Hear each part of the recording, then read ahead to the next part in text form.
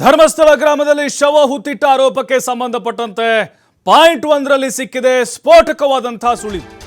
ಈ ಇಡೀ ಪ್ರಕರಣಕ್ಕೆ ಈ ಸುಳಿವು ತಿರುವನ್ನ ಕೊಡುತ್ತಾ? ಹಾಗಾದ್ರೆ ಏನೆಲ್ಲ ಸಿಕ್ತು? ಇದು ತನಿಖೆಗೆ ಪೂರಕವಾಗುತ್ತಾ? ಆ ಸಮಾಧಿ ಸ್ಥಳ ಭೇದಿಸುತ್ತಾ ಇದು? ಒಂದು ಪಾನ್ ಕಾರ್ಡ್, ಒಂದು ಡೆಬಿಟ್ ಕಾರ್ಡ್ ಪತ್ತೆಯಾಗಿದೆ.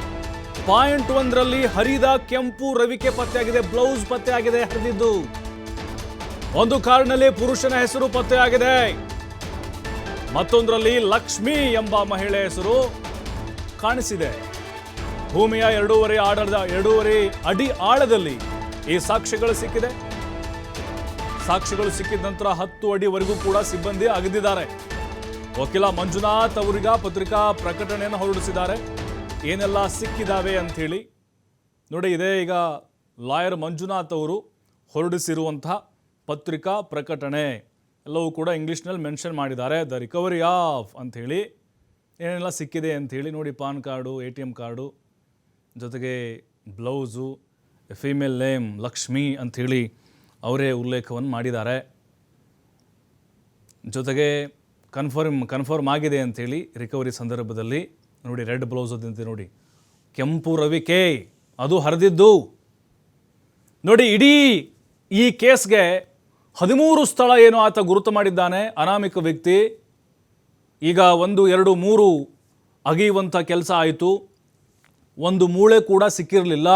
ಆದರೆ ಈಗ ಪಾಯಿಂಟ್ ನಂಬರ್ 1ರಲ್ಲಿ ಡೆಬಿಟ್ ಕಾರ್ಡ್ ಅಂದರೆ ATM ಸಿಕ್ಕಿದೆ, ಪಾನ್ ಕಾರ್ಡ್ ಸಿಕ್ಕಿದೆ, ಆಮೇಲೆ ಬ್ಲೌಸ್ ಸಿಕ್ಕಿದೆ ರೆಡ್ ಕಲರು, ಆಮೇಲೆ ಲಕ್ಷ್ಮಿ, ಆಮೇಲೆ ಇನ್ನೊಬ್ಬ ಪುರುಷಂದು.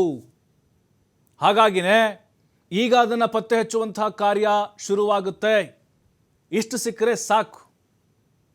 ಇನ್ನು ಮುಂದೆ ಅಸಲಿ ಸತ್ಯ ಹೊರಬರುವಂತಹ ಸಾಧ್ಯತೆಗಳು ಹೆಚ್ಚಾಗಿದೆ ಅಂತ ಕಾಣಿಸ್ತಾ ಇದೆ ನೋಡಿ. ಯಾವುದನ್ನು ಕೂಡ ಮುಚ್ಚುಮರೆ ಮಾಡ್ತಾ ಇಲ್ಲ ಇಲ್ಲಿ. ಎಲ್ಲವೂ ಕೂಡ ಗೊತ್ತಾಗಬೇಕು, ಗೊತ್ತಾಗಲಿ ಅಂಥೇಳಿ ಅಲ್ಲಿ ಏನೇನೆಲ್ಲ ಪತ್ತೆಯಾಗಿದ್ದಾವೋ ಅದೆಲ್ಲವೂ ಕೂಡ ಈಗ ರಿವೀಲ್ ಆಗ್ತಾ ಇದೆ. ಹಾಗಾದರೆ ಅಲ್ಲಿ ಪತ್ತೆಯಾಗಿರುವಂತಹ ಆ ATM, ಪಾನ್ ಕಾರ್ಡು, ಜೊತೆಗೆ ಲಕ್ಷ್ಮಿ ಅನ್ನುವಂಥ ಆ ಮಹಿಳೆ ಹೆಸರು, ಅಲ್ಲಿ ರವಿಕೆ ಕೂಡ ಸಿಕ್ಕಿದೆ. ಏನಿರ್ಬೋದು ಹಾಗಾದರೆ? ಸಹಜವಾಗಿಯೇ ಅನುಮಾನಗಳು ಜಾಸ್ತಿ ಆಗೋಕ್ಕೆ ಶುರುವಾಗ್ತಾ ಇದೆ ಈಗ. ಅಲ್ಲಿ ಹಣ ಹುತ್ತಿರ್ಬೋದು. ಹಾಗಾದರೆ ಒಂದು ಮಹಿಳೆ, ಒಂದು ಪುರುಷಂದ, ಅದು ಲಕ್ಷ್ಮಿದೇನಾ?